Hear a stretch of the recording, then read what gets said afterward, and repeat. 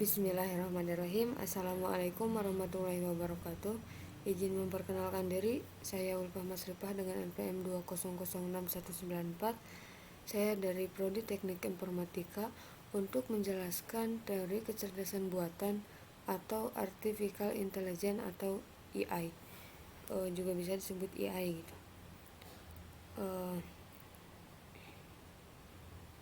Yang pertama, pokok pembahasan. Di sini saya mencantumkan definisi kecerdasan buatan atau artificial intelligence atau AI. Yang kedua, jenis-jenis artificial intelligence. Yang ketiga, manfaat artificial intelligence dalam sehari-hari. Yang keempat, contoh artificial intelligence. Hasil pembahasan. Kecerdasan buatan atau artificial intelligence atau AI adalah simulasi dari kecerdasan yang dimiliki oleh manusia yang dimodelkan di dalam mesin dan program agar bisa dipikir seperti hal manusia. Sedangkan menurut Epsilon dan Seal, kecerdasan buatan adalah aktivitas penyediaan mesin seperti komputer dengan kemampuan untuk menampilkan perilaku yang dianggap sama kecerdasannya, dengan jika kemampuan tersebut ditampilkan oleh manusia. Dengan kata lain, AI merupakan sistem komputer yang bisa melakukan pekerjaan-pekerjaan yang umumnya memerlukan tenaga manusia atau kecerdasan manusia untuk menyelesaikan pekerjaan tersebut. AI sendiri merupakan teknologi yang memerlukan data untuk dijadikan pertahanan. Sama seperti manusia, AI membutuhkan pengalaman dan data supaya kecerdasan bisa lebih baik lagi. Dalam proses AI adalah learning, reasoning, dan self-research.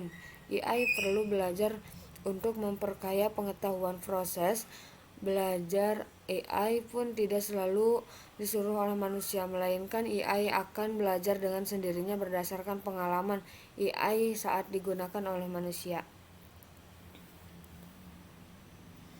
Secara garis besar, sebuah kecerdasan buatan dapat melakukan salah satu dari keempat faktor tersebut.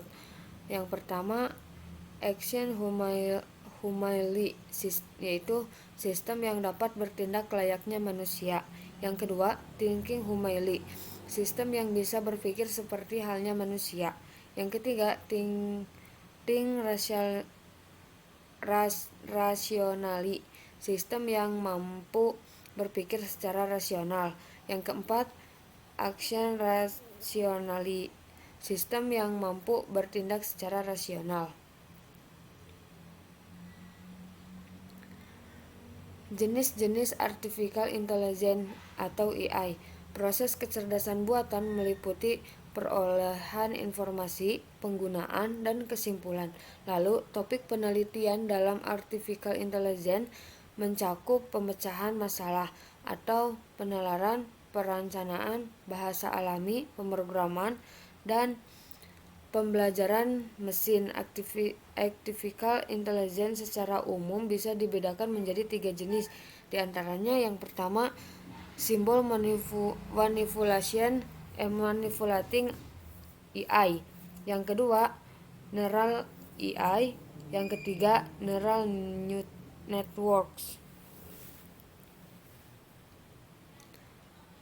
Di sini penjelasan dari masing-masing tiga simbol gitu. Yang pertama, simbol manipulation AI.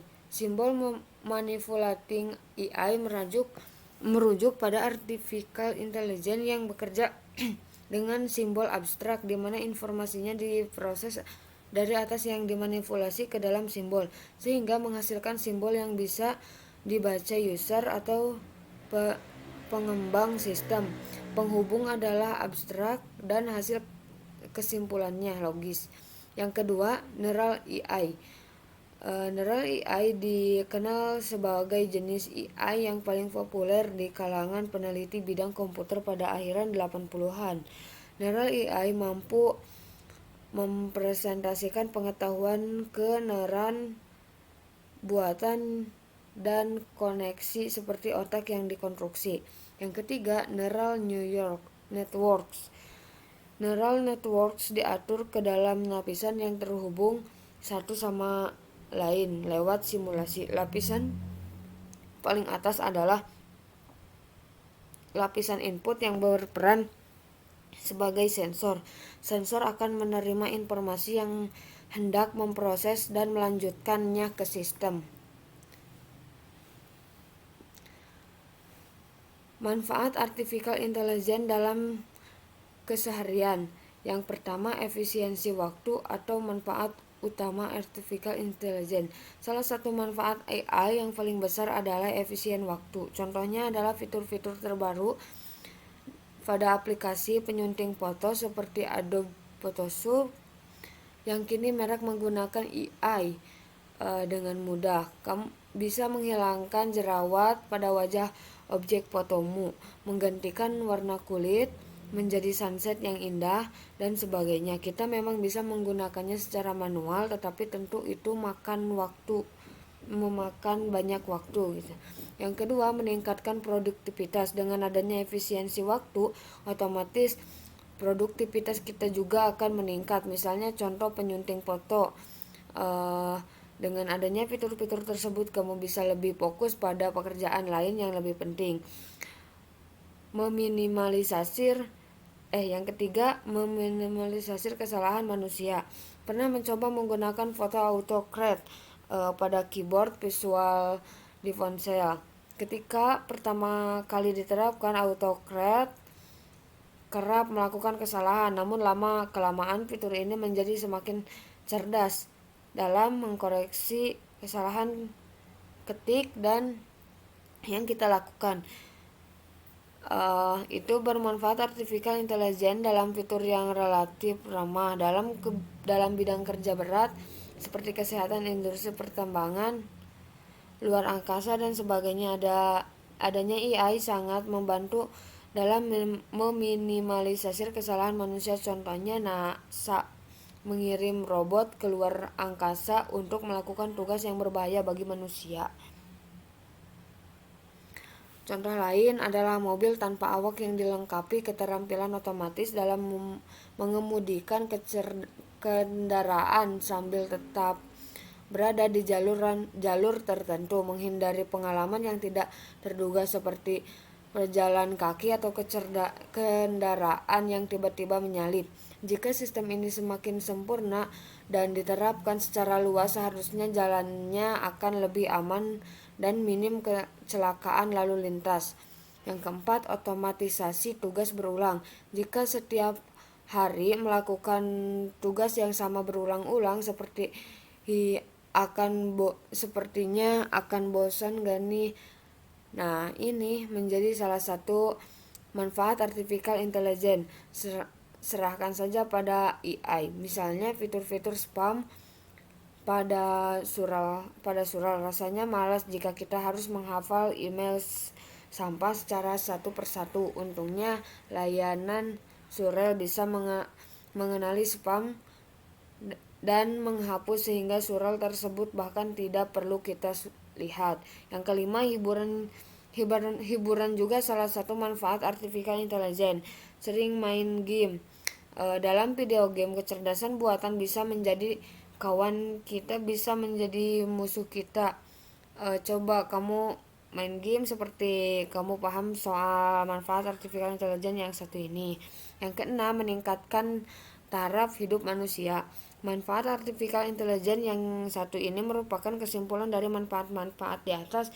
Dengan adanya AI, taraf kehidupan kita bisa semakin naik menuju dunia yang lebih mantap untuk generasi mendatang. Meskipun begitu, ini bisa juga sebaliknya, terutama ketika kecerdasan buatan seperti Skynet mulai mengutus robot termonitor untuk memusnahkan umat manusia. Nah, di sini ada contoh artificial intelligence dikutipan dari buku Pengantar Teknologi Informasi karangan Abdul Karim dan kawan-kawan. Yang pertama, Deep Fake Facebook. Di Facebook merupakan teknologi AI yang berfungsi mengenai wajah orang yang ada pada postingan foto. Dengan teknologi ini, Anda tidak perlu menandai seseorang yang ada di foto secara manual, sebab AI akan melakukan sendiri. Sebelumnya menjalankan kemampuan ini, AI akan dilatih berdasarkan pada data atau tag foto yang sudah ada sebelumnya. Yang kedua, rekomendasi e-commerce.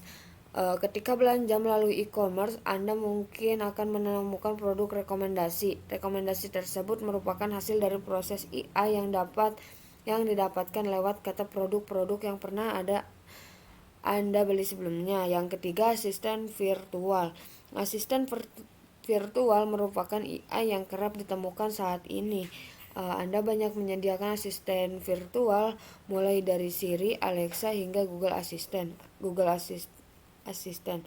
Asisten virtual kemungkinan Anda untuk berinteraksi, mencatat data, memberikan informasi, dan lain-lain. Asisten virtual akan terus belajar setiap Anda menggunakannya, sehingga asisten virtual dapat mengetahui informasi lanjut mengenai hal yang disuka dan biasa Anda lakukan. Mungkin dicukupkan sekian presentasi pemaparan tentang kecerdasan buatan atau aktivitas artificial intelligence atau AI dari saya. Mungkin dicukupkan. Wabillahi taufiq walhidayah. Wassalamualaikum warahmatullahi wabarakatuh.